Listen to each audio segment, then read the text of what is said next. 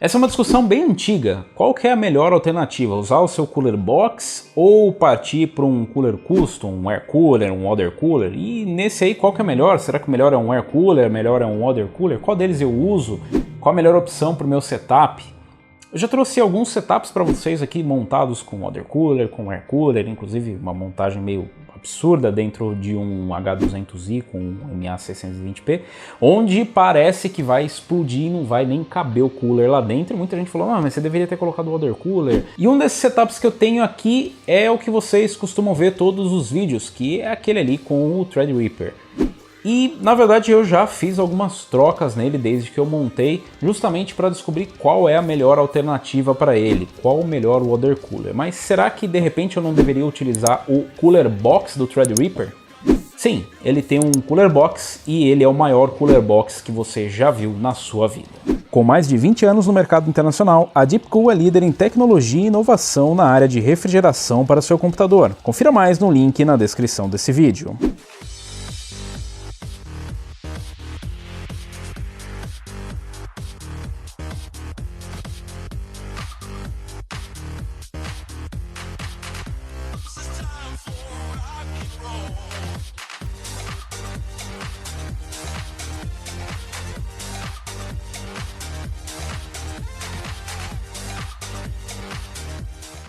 Tá bom, ele é um cooler box, não é o cooler box, não vem dentro da caixa do Threadripper, até porque se você somasse essa caixa com a caixa do Threadripper, ia dar uma caixa mais ou menos desse tamanho, ia ficar impraticável, seria maior do que até a caixa do case.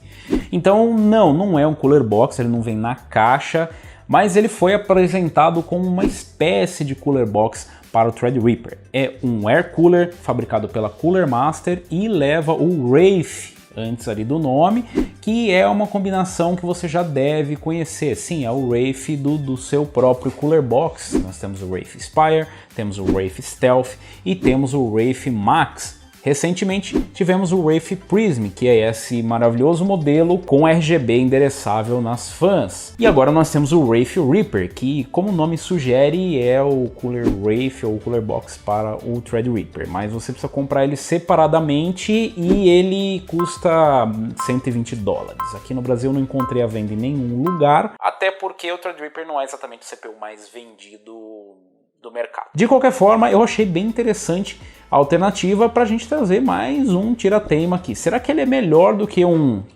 water... Será que ele é melhor do que um water cooler? Bom, é um teste bem interessante de fazer por alguns motivos. Se vocês se lembram bem da montagem do Threadripper, se você já teve a curiosidade de ver uma foto dele ao lado de um CPU normal, de um Ryzen, por exemplo, você vai notar que ele é bem maior. E nesse caso específico, os water coolers em geral não possuem uma base que cobre completamente o chip, o CPU ou o heatsink dele. Nós não temos ali uma transferência de calor perfeita. Os testes da própria AMD e as informações que eles passam diz que mesmo assim não tem problema, você consegue uma dissipação, existe a troca de calor e como nós já vimos em vários testes dá para usar tranquilamente. Afinal eu sempre usei com water cooler e não, eles não têm a base retangular cobrindo completamente. O que a gente tem ali é uma transferência de calor mesmo com o cooler que eu tinha anteriormente, que era um ML240. Eu fiz a troca para um Deepcool Castle RGB de 240. Eu mostrei para vocês aqui a troca e a diferença que eu tive de desempenho, que basicamente foi nenhuma. Então eu resolvi testar esse cooler box da Cooler Master para ver se ele traz alguma diferença de desempenho. Mentira, eu só troquei porque eu achei maravilhoso esse RGB endereçável que ele traz e eu achei que ficou sensacional. Vai falar que não ficou coisa linda isso. Mas eu quero trazer para vocês um pouquinho da experiência, um resultado bem interessante que eu tive no final fazendo esse comparativo e falar um pouquinho sobre a montagem, algumas características depois dessa maravilhosa e sensual montagem.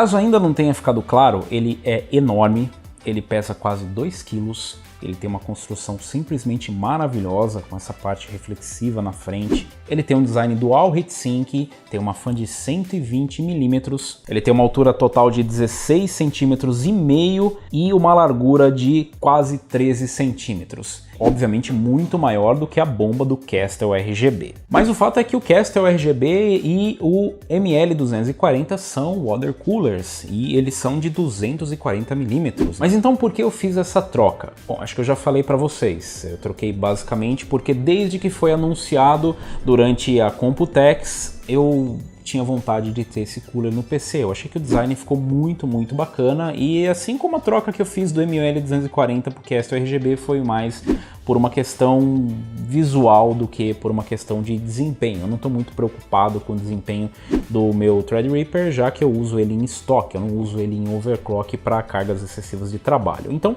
eu não tenho muitos problemas com isso, mas eu acabei colocando ele porque eu curti bastante o design e eu queria fazer esse teste com um air cooler finalmente no Threadripper. Eu fiz os testes aqui como eu fiz anteriormente, testei apenas ali num stress mais normal com o AIDA 64 e testei também rodando um Cinebench, ou seja, um benchmark rapidamente para a gente ver qual seria o impacto. E o resultado foi surpreendente. Eu tive um desempenho superior com o Wraith Reaper. Em alguns momentos ele chega perto dos 10 graus de diferença do Castle RGB. Em idle a gente conseguiu uma diferença muito próxima, já que ele oscila bastante ali a temperatura, ficando na casa dos 45 a 50 graus, enquanto que em stress, em estoque, nós tivemos uma vantagem para o Wraith Reaper, mesmo quando ele estabiliza ali a temperatura depois de alguns minutos fazendo ali o teste de estabilidade. Em overclock, como eu já trouxe para vocês anteriormente, eu consigo jogar com qualquer um dos coolers que a gente tiver aqui, mas quando eu vou executar uma carga mais pesada de trabalho, com os 16 cores, 32 threads a 4 GHz, a gente tem uma dificuldade que é o throttling. E finalmente eu achei um cooler que, não, ele não resolveu o problema, ele também deu throttling, mas ele demorou um pouquinho mais para dar o throttling e mesmo próximo da temperatura limite ele fica um pouquinho abaixo. Uma diferença muito mínima, mas é uma carga pesada para qualquer um desses coolers que eu testei aqui por enquanto. Se ele não segura o overclock, afinal, para que serve? Por que você está fazendo esse overclock? Porque esse é o overclock mais extremo que eu tenho, eu acabo utilizando apenas para benchmarks. O overclock que eu utilizo quando eu preciso para alguma carga que eu queira ganhar um pouco mais de tempo útil de trabalho, eu acabo utilizando um overclock um pouco mais conservador. Um overclock na casa dos 3.9 GHz, 3.8, com uma voltagem bem mais baixa. E isso também qualquer um dos coolers consegue segurar. E no caso do Wraith Reaper eu vou ter uma margem maior, ou seja, eu vou conseguir segurar esses clocks mais altos com uma temperatura mais baixa. Em relação a nível de ruído, a Cooler Master promete um cooler para trabalhar silenciosamente, para você não ter um alto nível de ruído. E você deve imaginar que se ele consegue segurar uma temperatura mais baixa do que um water cooler, ele deve fazer muito barulho. E você está errado. Na verdade, o nível de ruído... Obrigado por mandar mensagem aí, valeu! É nóis. Na verdade, o nível de ruído, que deve ficar ali no máximo em 38 dBA, acaba se misturando com o ruído das fãs, o ruído da sua placa de vídeo, e assim como já acontecia com os outros water coolers, você acaba nem percebendo. Então, em relação a nível de ruído, ele fica basicamente igual aos water coolers. E eu considero isso um bom resultado para um cooler box. Mas então, Robson, já está decidido, o air cooler é melhor do que o water cooler, né? Eu vi um teste lá do Linus, ele falou que é melhor mesmo. E em alguns casos pode ser, como especificamente nesse que eu expliquei para vocês em relação ao airflow, depende muito de um caso para o outro, mas nós temos o outro ponto, conforme o próprio Linus observou, que é o da facilidade e da troca de calor. Então nós temos ali uma troca de calor que pode ser mais eficiente nos water coolers, dependendo da situação, ou pode ser mais eficiente nos air coolers. Hoje virou praticamente um costume utilizar os water coolers e tem um bom motivo, é pela praticidade que eles têm e pela pequena diferença que pode ter desempenho em relação a um air cooler. Ele ocupa muito menos espaço, visualmente pode ficar mais agradável, já que você tem um visual mais limpo dentro do case e, sem dúvida, o fator E sem dúvida o fator mais atraente é mesmo a facilidade de montagem e de manutenção, principalmente se você quer tirar e colocar um CPU, fazer uma troca de pasta térmica. Eu já tive vários modelos de air cooler desses towers gigantes no qual era muito complicado fazer qualquer tipo de manutenção no PC sem ter que desmontar tudo, sem ter que tirar o cooler do lugar ou a placa-mãe do lugar e sem abrir alguns cortes na mão nas lâminas ali dos dissipadores. Existe uma facilidade de instalação, curiosamente, para o air cooler, como a gente já tem a base, o plate do Threadripper, que já possui os pontos de fixação. Na verdade foi só encostar e parafusar, não tive dificuldade nenhuma, não precisei colocar aqueles 1000 adaptadores diferentes e ficar olhando no manual para ver exatamente qual encaixava, segurando atrás da placa-mãe, equilibrando um negócio gigantesco desse, não seria nem possível. Então se eu tivesse que colocar um air cooler maior ou mais pesado ainda, ou no mesmo peso, com todos esses adaptadores, eu nem tentaria. Eu descobri isso tentando colocar os water coolers, que praticamente não precisam de adaptação, e quando eu fui colocar, eu já imaginei o que seria difícil ter que fazer algum tipo de adaptação para colocar um air cooler para esse Threadripper. Então a instalação foi muito fácil, mas ao mesmo tempo foi complicado. Afinal, como vocês notaram, ele cobre 2 slots de memória, então ali não tive nenhum problema com as memórias da Adata, as XPG D41, mas se você tiver uma memória que seja milimetricamente maior do que essa memória, já vai pegar no dissipador. E com isso você basicamente mata 2 slots de uma plataforma high-end, o que seria uma tremenda maluquice. Afinal, essa é uma das vantagens, que você tem a capacidade de memória e o Quad Channel. Ponto positivo para Cooler Master, que projetou bem, afinal as memórias da XPG estão mais ou menos na média das memórias com dissipadores e com o RGB, e mesmo assim coube tranquilamente ali. No quesito visual, você ganha, afinal nós temos vários efeitos bem bacanas desse cooler do RGB endereçável, então você consegue ali dentro dos efeitos alterar as cores individualmente, né, das linhas da direita e da esquerda e do logo, colocar vários efeitos no software da própria Cooler Master, então você não depende daquelas sincronizações externas de outros softwares.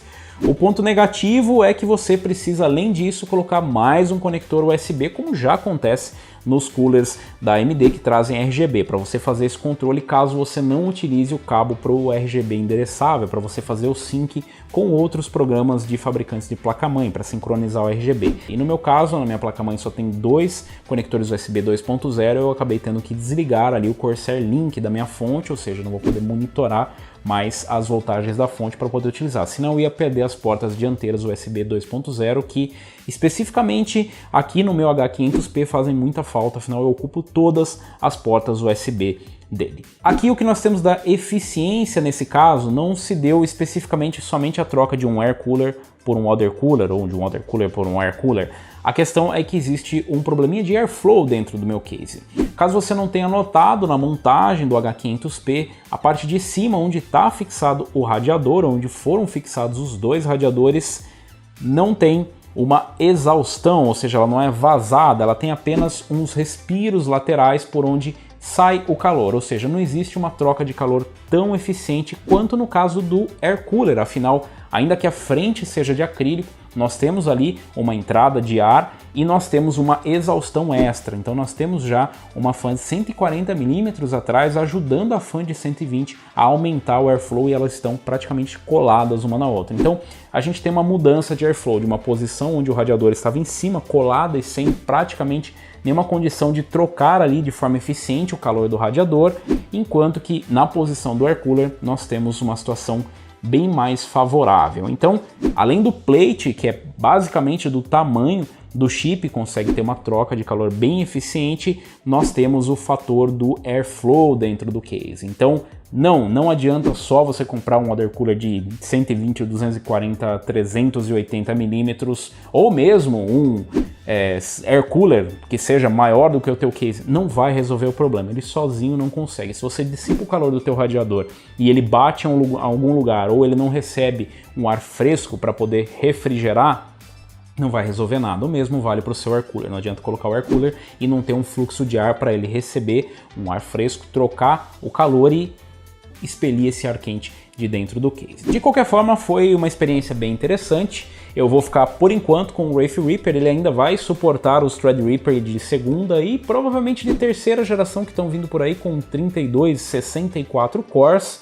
Talvez não suporte overclock, mas ele consegue segurar tranquilamente em estoque, e o fator visual realmente foi muito bacana. Mas eu quero saber de vocês, o que vocês acharam da troca e da experiência? Vocês já fizeram algum tipo de experiência de utilizar um air cooler e depois trocar para um water cooler e vice-versa? Vocês preferem ficar com um cooler box mesmo? E nessa troca, o que vocês preferiam? O Kestrel RGB ou o Wraith Reaper? Deixa aí nos comentários. Se vocês quiserem mais testes do tipo, deixem sugestões. E se você ainda não é inscrito do canal, inscreva-se no canal, clica no sininho para receber as notificações de novos vídeos. Se você gostou, se você curtiu, deixa um like. Eu inverti completamente a parte final do vídeo. Eu vou ficando por aqui. Valeu, falou e até a próxima.